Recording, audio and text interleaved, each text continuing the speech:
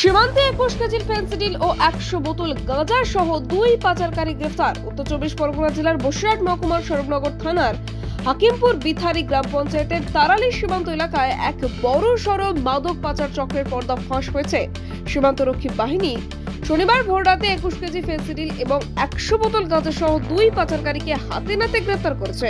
Police সূত্রে জানা গেছে, ধৃত 2 পাচারকারীর নাম শাকিল গাজী এবং আসাদুল্লাহ মল্লিক। শাকিল গাজীর বাড়ি সরবনগরের বালতি নিত্যানন্দ কাঠি গ্রাম পঞ্চায়েতের আমুদিয়ায় এবং আসাদুল মল্লিকের বাড়ি বালতি নিত্যানন্দ কাঠি গ্রাম পঞ্চায়েতের নিত্যানন্দ কাঠি সীমান্তে। শনিবার ভোরে 2 পাচারকারী ফেন্সিডিল এবং গাঁজার এই বিপুল পরিমাণ চালান বাংলাদেশে পাচার করার চেষ্টা করছিল। ঠিক সেই সময় বিএসএফ এর 143 নম্বর ব্যাটালিয়নের সীমান্তরক্ষী বাহিনীর জওয়ানরা অত্যন্ত সতর্কতার সঙ্গে অভিযান চালিয়ে তাদের আটক করে। তাদের কাছ থেকে উদ্ধার করা হয়েছে 21 কেজি ফেন্সিডিল এবং 100 বোতল গাঁজা, যার বাজার মূল্য লক্ষাধিক টাকা।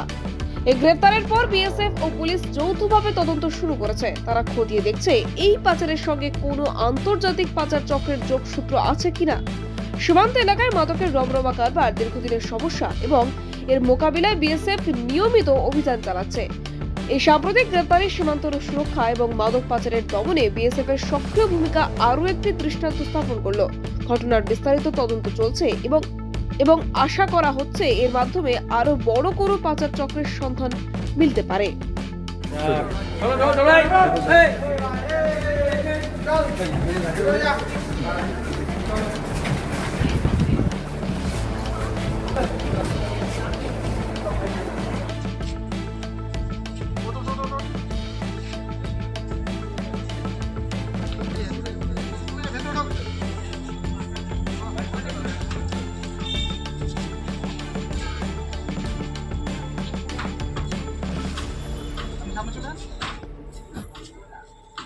বসিরহাট থেকে হাসানুজ্জামানের রিপোর্ট, ডিএন নিউজ বাংলা।